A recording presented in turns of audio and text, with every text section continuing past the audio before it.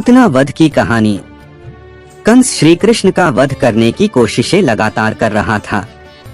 इसी कारण उसने अपनी बहन समान पूतना को बुलाया और उसे आज्ञा दी कि आकाशवाणी के अनुसार मेरी हत्या करने वाला मथुरा में है, तुम उसका वध किसी भी तरह कर आओ। पूतना भी कंस को अपना भाई मानती थी, इसलिए कहने लगी, आप परेशान न हो, अगर मेरे प्राण देकर भी आपका शत्रु मृत्यु को प्राप्त हो तो मैं यह करूंगी। इतना कहकर वह वहां चली जाती है। पूतना ढूंढते हुए आखिर मां यशोदा के घर पहुंच जाती है। एक ब्राह्मणी का रूप धारण कर वह अंदर प्रवेश करती है और यशोदा से कहती है, मैं एक सिद्ध और तपस्वी ब्राह्मण की पत्नी हूँ और मुझे सिद्धियाँ प्राप्त हैं कि अगर मैं किसी भी बच्चे को आशीर्वाद दूं तो वह किसी भी तरह से विफल नहीं हो सकता, और मुझे पता चला है कि आपके घर किसी महान आत्मा ने जन्म दिया है, इसलिए मैं उसे आशीर्वाद देने आई हूँ। बस इतना कहते ही माँ यशोदा ने अपने लला को पूतना की गोद में दे दिया और कहने लगी, ये लीजिए, मेरे पुत्र को आशीर्वाद दीजिए।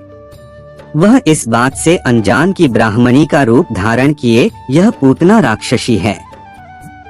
वह श्री कृष्ण को पूतना की गोद में दे देती है। पूतना ब्राह्मणी का रूप बनाए उसे आशीर्वाद देने लगती है।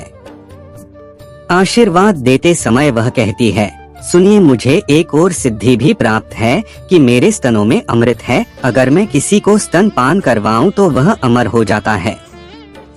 यशोदा माँ कहती हैं, हाँ जरूर, अगर आप ऐसा कर सकती हैं तो जरूर मेरे पुत्र को स्तनपान करवाकर अमर बना दो। पूतना श्री कृष्ण को गोद में लिए उसे स्तनपान करवाती है, लेकिन तभी पूतना अपना विकराल डरावना रूप धारण कर और हाँ करती उड़ जाती है। माँ यशोदा पर तो जैसे बिजली टूट पड़ती है। चिल्लाते हुए यशोदा माँ उसी तरफ भाग जाती है जिस तरफ पूतना श्री कृष्ण को लेकर उड़ जाती है। माँ यशोदा आगे आगे और नगर वासी पीछे पीछे दौड़ते हुए जंगल में पहुँच जाते हैं, पर पूतना का कहीं भी पता नहीं था कि वह कहाँ आसमान में गायब हो गई थी। थोड़ी ही देर बाद वह राक्षसी आसमान से जंगल में गिरी। श्री कृष्ण सही सलामत उसकी छाती पर बैठे हुए खेल रहे थे। पूतना का आकार इतना विशाल था कि श्री कृष्ण को उसके ऊपर से उतरना बहुत ही मुश्किल था। जैसे तैसे करके नगरवासियों ने कान्हा को नीचे उतरा और यह देख सभी हक्के बक्के थे कि इतनी बड़ी राक्षसी को कान्हा ने कैसे मारा, और इतना ऊपर से नीचे गिरने पर कान्हा को एक खरोच तक नहीं आई। अब यह भी दुविधा थी कि इतनी बड़ी राक्षसी का अंतिम संस्कार कैसे किया जाए। तभी एक समझदार व्यक्ति ने सलाह दी कि राक्षसी को कई छोटे छोटे टुकड़ों में काट इसका अंतिम संस्कार कर देते हैं। ऐसा ही हुआ।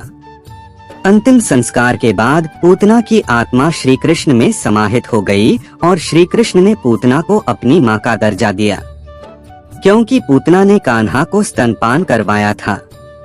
कंस भी यह खबर सुनकर बड़ा ही अचंभे में था।